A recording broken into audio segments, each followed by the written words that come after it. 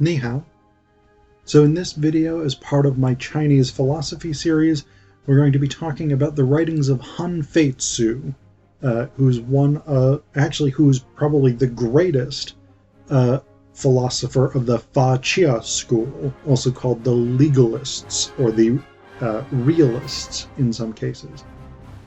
So the Legalists, if we were going to compare them to Western philosophy, I think the best way to think about the Legalists would be a sort of combination of Niccolò Machiavelli's The Prince and Thomas Hobbes's Leviathan. So they are very concerned with laws, they're very concerned with maintaining power and the authority of rulers. They're very concerned with enforcing social stability through a system of punishments and rewards. And Fei Tzu gives us the best developed version of this. So Fei Tzu himself was born around 280 BCE, and he died around 233 BCE. So this is near the very end of both the 100 Schools of Thought period and the Warring States period. So people like Confucius, Lao Tzu, Mo Tzu, etc., come much earlier. Confucius and Lao Tzu, for instance, are at the very beginning of the Warring States period, in the early portion of the 100 Schools of Thought era. Fei Tzu is toward the end. So that's, I think, one significant, he dies in 233, the Warring States period ends in the 220s. So he's right at the tail end of this. And so one of the reasons that's significant is because over the course of the Warring States period, other schools of thought, especially Confucianism, Taoism, Moism, etc., are tried out by different states. And they don't necessarily do a fantastic job of creating social stability. I mean, the Warring States period is itself a period where society breaks down. So there's chaos throughout the various kingdoms of China. There's conflict. The standard of living drops precipitously, etc. So the Legalists, and Fei Tzu in particular, do react to very real-world instabilities. So that's one of the things that shapes Fei Tzu's approach. And this is an approach to politics. So unlike Confucianism, Taoism, etc., legalism is not particularly concerned with ethics. They're not really concerned with aesthetics. They're not really concerned with religion or metaphysics. The legalists are concerned almost exclusively with political power. So the other thing that's important to know about Fei Tzu himself is that he is a prince of the kingdom of Han. So the fact that he was a prince means that he is more, I want to say stuck, but that's not really the right word. He has stronger attachments to one particular state than a lot of other philosophers at this time. So people like Confucius, people like Mo Tzu, people like Hun Tzu, who is another great Confucian, who actually was Fei Tzu's teacher. These are people who wander from state to state, whereas Fei Tzu is much more attached to the kingdom of Han. And it's important that he's attached to the kingdom of Han, because Han was a small kingdom, it was a poor kingdom, they did not have much arable land, etc., And so they were constantly under both economic and military threat from outside. So that helps shape Han Fei Tzu's ideas. Again, this is a very sort of realpolitik, Machiavelli, Hobbes type philosophy. One of the statements I think that really sort of sums up this anxiety is from the beginning of On Having Standards. He says, "No state is strong forever or weak forever.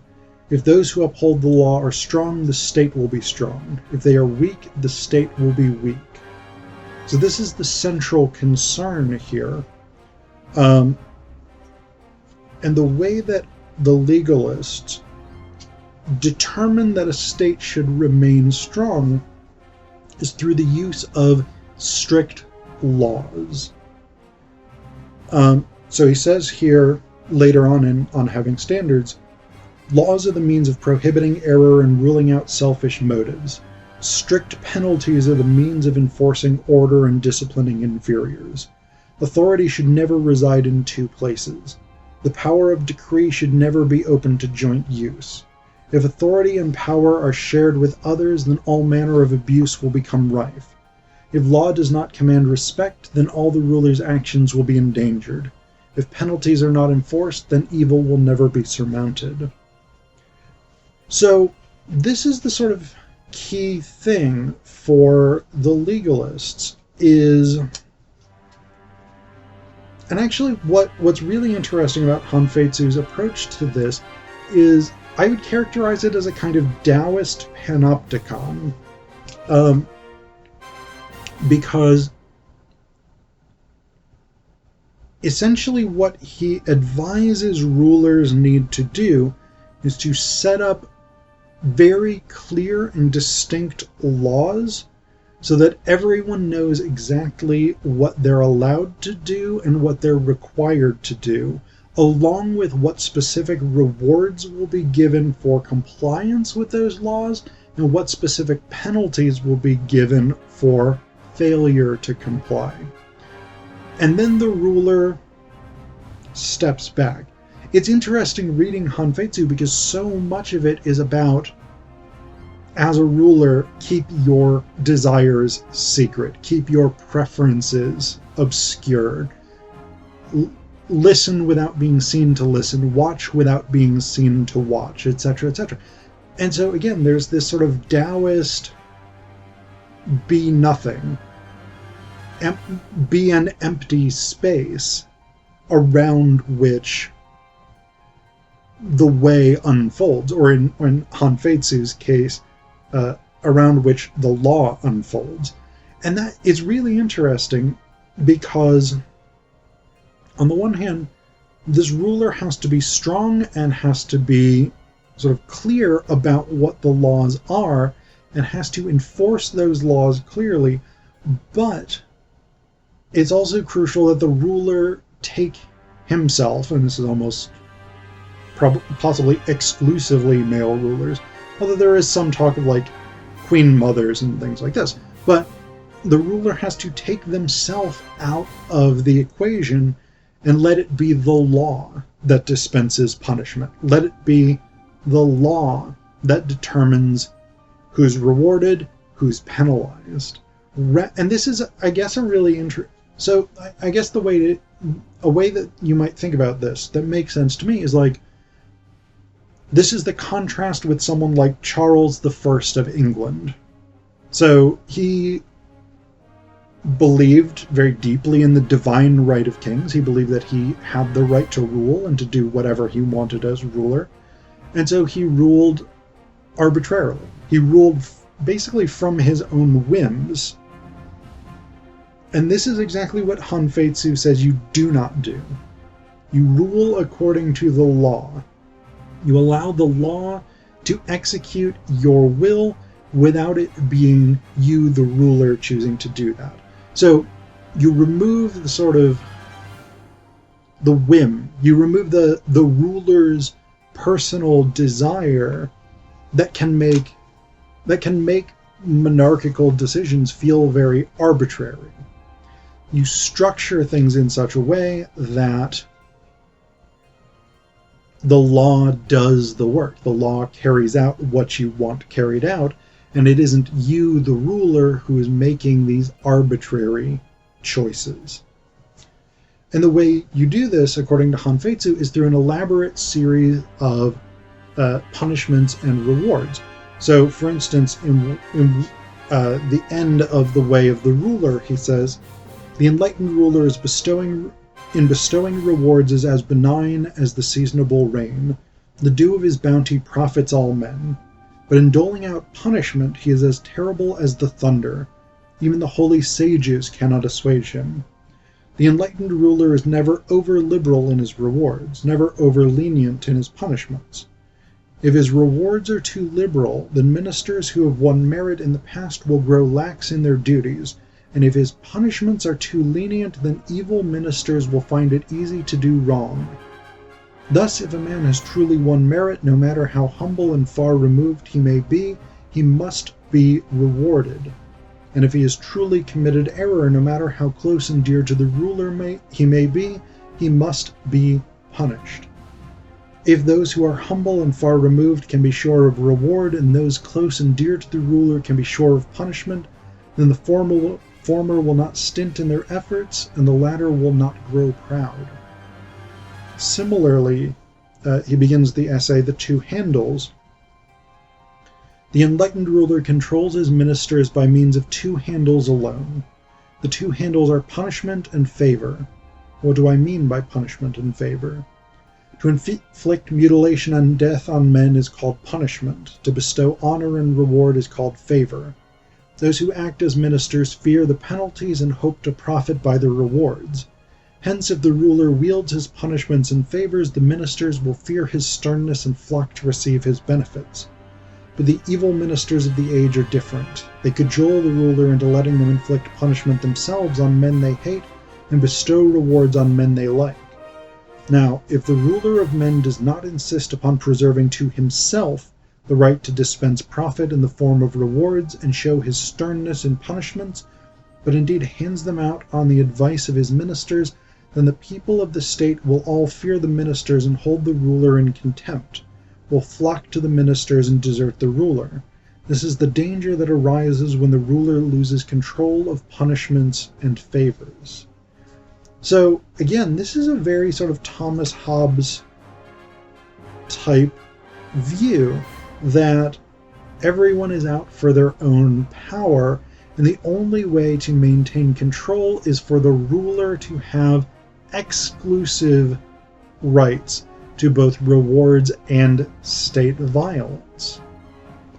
And one of the other things that we get in Han Fei Tzu along these same lines is that the ruler should trust no one.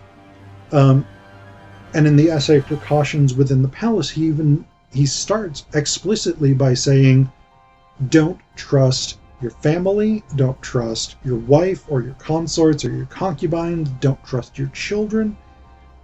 He even says here, whether one is ruler of a state of 10,000 chariots or of 1,000 only, it is quite likely that his consort, his concubines, or his son he has designated as heir to his throne will wish for his early death. So one of the things that Han Fei Tzu argues is that if you're the ruler, people want you dead. They want you dead because they will benefit from your death. They will move up the ranks, or they will become more influential if you are dead and the person, either themselves or the person that their son or whatever it is, if it's one of your wives or concubines or whatever it is, if their son can take the throne, then they will have more power, etc., etc. So Han Fei Tzu is very much don't trust anybody. Again, this is a sort of nasty, brutish, and short type existence. But the last thing I want to talk about that really strikes me about Han Fei Tzu is he takes this distinction that was developed by a school of Chinese linguistic theorists people concerned with language, and he applies it to politics. So he makes a distinction between words and results. So words are either the thing that a minister claims they're going to do or the thing that they're assigned to do.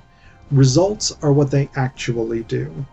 And so that's not in itself all that unique or interesting an observation, but what Fei Tzu says that's interesting is that not only if a minister falls short of what he's supposed to do must he be punished, but if he exceeds what he's supposed to do.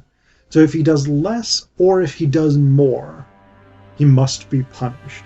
It's only when a minister does exactly what he said he was going to do or what he's been assigned to do that he should be rewarded. So this is interesting, because normally it would sort of be a common sense thing that if somebody goes above and beyond, if they do more than is expected of them, that they should be rewarded. Fei Tzu says no, because this becomes an incentive to try and curry favor. And this is a dangerous thing for Fei Tzu. So if an official, if a minister, whatever it is attempting to curry favor, that's power that they're attempting to gain that they can then turn against the ruler. So instead of rewarding people who exceed and go above and beyond, even if the thing that they've done is fundamentally desirable, you punish them for not because the reality, the result, has not matched their words. So this is an interesting component of Fei Tzu's philosophy. And again, it's grounded in that same sort of existential terror that anyone who gets any sort of power or anyone who's even adjacent to power is fundamentally untrustworthy.